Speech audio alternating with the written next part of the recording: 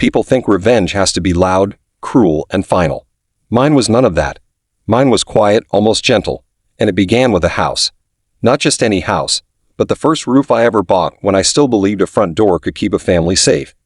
It was where my son took his first steps, where his mother painted his room yellow because she swore sunshine could be borrowed from a wall. Every scuff on the floor knew our names, and then I sold it. He was 12 when I told him we had to move. I called it an adventure, a chance to meet new neighbors and explore new streets, but he did not need a map to see I was lying. After the divorce, the math turned on me. Mortgage notices stacked like unanswered questions, and I ran out of month before I ran out of bills. Selling felt like pulling a splinter. To him it was losing a limb. He did not forgive me, and I did not know how to ask him to. Time went crooked after that. Birthdays came without candles. We traded short, practical messages that never touched the thing that hurt. He became a man in rooms I did not enter. From a distance I learned facts about him the way strangers do. He went into real estate. The irony was not lost on me. The boy who lost his home learned how to hand keys to other people without dropping them. One late night, the listing found me. A thumbnail of a porch I knew by muscle memory. I clicked, and the photos opened like a drawer I had not touched in years. The porch was cleaner. The kitchen wore new bones. His old bedroom had traded yellow for a modern white that did not know his name. It was beautiful. It was wrong. Then I saw the seller. My son. That name cut through the years like a light in fog. I would love to say I thought about it. I did not. I called an old agent before my pulse remembered how to slow down. Cash, no delays, no questions, and my name nowhere a family member could read it. If he knew it was me, he would slam the door. This was not about ownership. It was about walking into a room and hearing it breathe like it used to, about proving to a wall and to myself that I could keep something this time. The day the keys hit my palm, I stood at the curb and let the front yard introduce itself again. The oak tree was taller, the swing I built was gone, and the porch steps still complained on the third plank. Inside, the air smelled like fresh paint trying to drown out a life. It almost worked, but beneath it I caught ghosts of laundry soap, dinners that took all afternoon, and the almost invisible trail of his mother's perfume when she laughed from the kitchen doorway. I walked the room slowly, a tourist in a country I had once ruled poorly. In his old room I looked up out of habit for the stars we stuck to the ceiling. They were gone, but the instinct remained, like an old dog who still waits at a door you no longer use. I opened the closet and found nothing but light. Still, I could hear his little voice asking where dragons sleep and whether yellow can hold back nightmares. For weeks I lived small. Curtains half drawn, lights soft. I mowed the lawn on Tuesdays because the old man across the street always did, and I wanted the block to think I belonged. Sometimes my son's car slowed out front. He never stopped. He was measuring, I think. Who had moved in? What kind of man he was? Whether the house felt safe with him inside. Then one Saturday the door learned his knock again. He filled the doorway like a question mark. Same shoulders, same set to the jaw when he was angry. Only now there was a beard and a life I had not earned the right to hear about. "This your place?" he asked. 3 words that weighed a decade each. I could have lied. Said I was renting, house-sitting, just visiting. But the truth had lived too long under my ribs. "It is," I said, and stepped aside. He walked past me without waiting for permission. His eyes moved the way a surveyor's do, noting edges and distances. He paused at the staircase and placed his hand on the banister like a doctor taking a pulse. Once he had tumbled down those very steps chasing our old golden retriever, popping up with laughter and a scrape I swore needed stitches. Now his hand was steady. Mine was not. "Why did you buy it?" he said, voice flat as a balance sheet. "I wanted it back," I answered. He laughed once, and there was no humor in it. "You mean after you sold it?" I took the punch and did not fall. I told him about the math, the phone calls I stopped answering, the nights I read numbers like bad weather maps. He did not care for excuses. Loss does not accept receipts. In the kitchen he opened the cupboard above the sink, the one that used to hold his chipped blue mug. Empty, of course. He closed it harder than it deserved. "You think this fixes anything?" he asked. "No," I said. "But maybe it starts something." He looked at me for the first time without aiming, and I went to the hall closet for the only weapon I trusted, a box of proof that we had been real once. Inside the box was a first baseman's glove gone soft at the pocket, birthday cards with too many exclamation points, a photo of us on the porch with ice cream melting down our wrists. I set it on the table and slid it toward him. He did not touch it at first, then he did, and when he did, I watched the tight line of his mouth go uncertain. the way a shoreline smudges when the tide decides to come back. He slipped his hand into the glove and flexed like he was reminding the leather of a promise.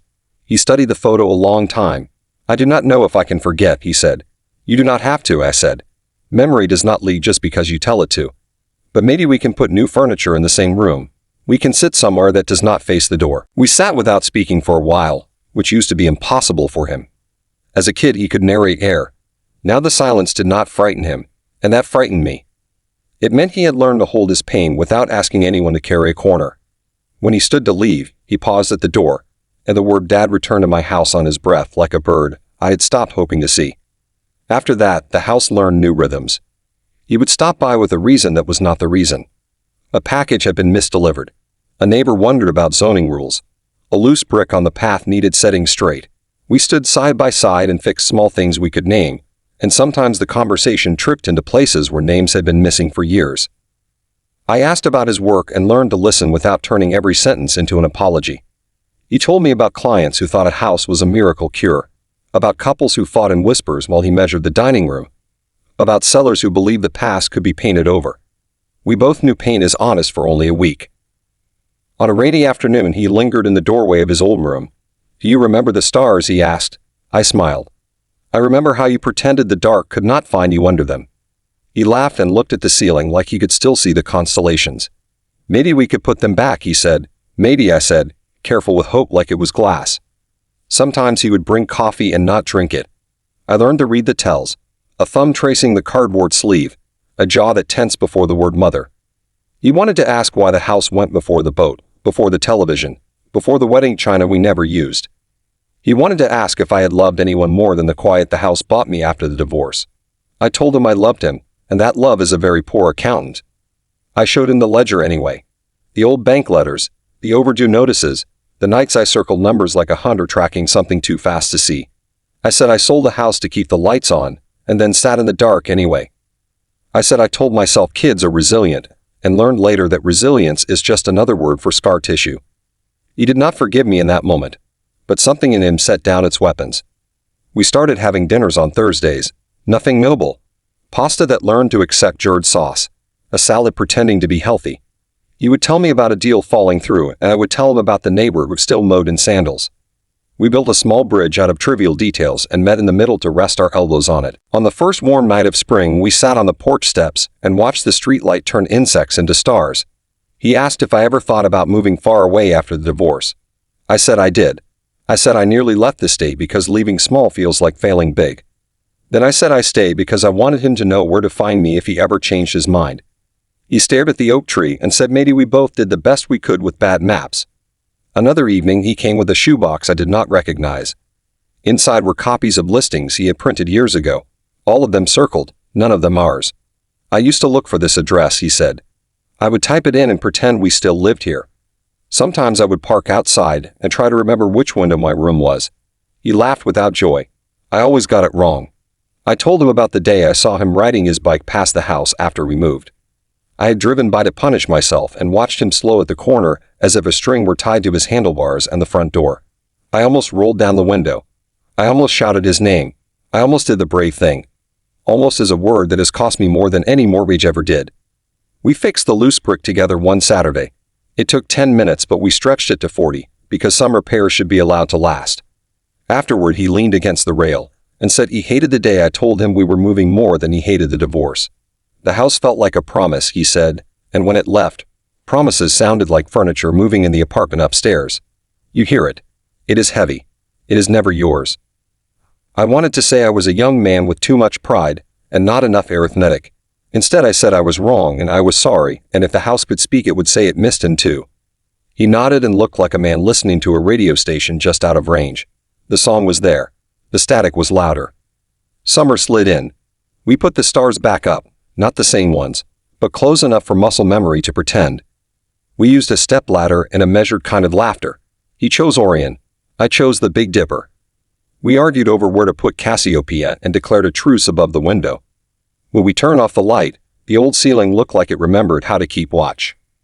One afternoon, I found him sitting on the floor of his old room with the glove on his hand, tossing a ball into the air and catching it softly. He said he did not know why he bought the house originally, only that something in him needed to take it back from the market. I said maybe we both needed proof that we were not finished here. Forgiveness did not arrive like a sunrise. It seeped in like shade.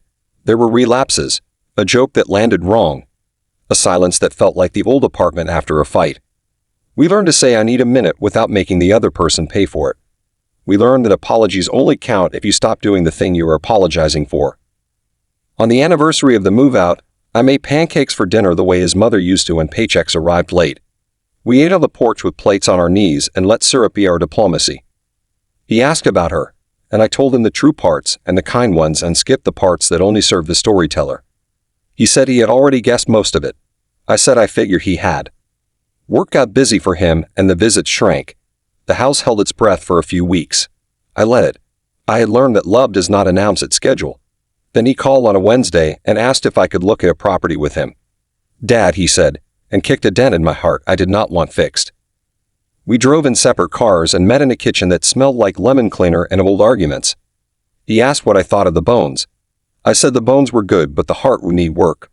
He smiled at that and wrote something in his notebook. Later he admitted he just wanted to see how I walked through a house now. Carefully I said, like a church, like a memory with stairs. In late autumn he brought over a box of light fixtures that actually matched. We replaced the dining room pendant and argued benignly about bulbs. Warm is kinder to faces, he said. Bright is honest to messes, I said. We settled on warm and promised to be honest in other ways. Afterward we ate leftover pasta and said nothing important for 40 minutes. The quiet felt earned. A storm blew in that winter and the power went out for 6 hours.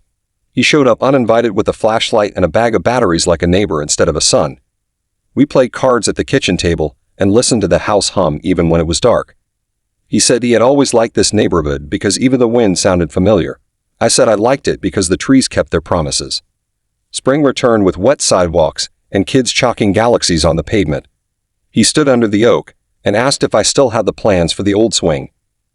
I said the plans were in my head and my head was older than my hands. He said he would do the heavy lifting if I would sit nearby and tell him stories you cannot find in a manual. We built it in an afternoon that chose not to hurry. Neighbors stopped guessing after that.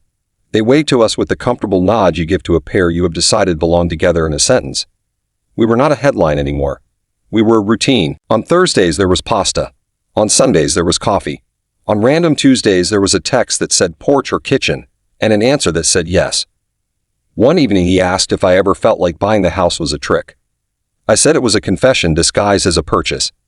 I said I was trying to tell him I was sorry in a language that walls could understand. He said walls do not forgive, people do. I said that was exactly why I needed him to come over. He brought a woman by one day. She walked the rooms with a soft smile and asked questions that were really about him. Did you fix this yourself? What color was it before? Where did you put the Christmas tree? I tried not to interview her with my eyes. When they left she squeezed my hand and said he is better with you. I stood in the hall until the house stopped echoing with that sentence. Not every memory cooperated. Sometimes I would open a drawer and find a hurt I had misplaced, an old receipt for anger, a map of where we stopped speaking. I learned to throw those things away. I learned that you can curate a home the way you curate a story. Some artifacts are exhibits. Some are just clutter dressed as history. On a day that smelled like rain, he asked if I ever regretted selling the house. I said yes and no and more yes than I like to admit. I said regret is a kind of weather you learn to drive in. You not wait for it to clear. You keep your hands steady and your eyes kind to the distance. When summer leaned into heat, we hosted a small barbecue. 2 neighbors, 1 old coach, and a nephew who knew how to burn corn properly. Someone asked how long we had lived here. My son answered before I could. Long enough to know which drawer the bottle opener belongs in. Not long enough to stop checking it twice. Everyone laughed, and I learned there are jokes that heal. In early fall he brought a small metal tin and set it on the table. Inside were spare keys, 1 for me, 1 for him. He said houses feel lighter when they know they can be opened by more than one person. I put my key on my ring like a man who had been handed a fragile bird. We did not hug. We nodded. Some victories do not need trumpets.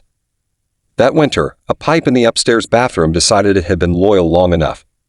We learned together how quickly water can pretend to be a problem you cannot solve. We turned off the valve, called a friend, laid towels like sandbags, and laughed at the hour we had planned and the hour we were given. Later he texted me a photo of the fixed pipe with the caption, We do not flood as easily anymore. On a quiet Sunday, I found a letter on the porch mat with my name in his handwriting. Inside was a picture of us under the oak, the swing behind us empty and ready. On the back he had written, "Let us keep making new ones." I put the photo on the fridge with a magnet shaped like a baseball and stood there too long, pretending to decide about milk. I do not know if revenge ever belonged in this story. If it did, it was the kind that puts a chair back at the table and waits to see who sits. I bought a house for my son without him knowing it was mine first. Maybe that was selfish. Maybe it was brave. Maybe it was both. What I know is this: the door stays unlocked now. The porch light remembers our names, and when he knocks, I do not mistake it for the wind.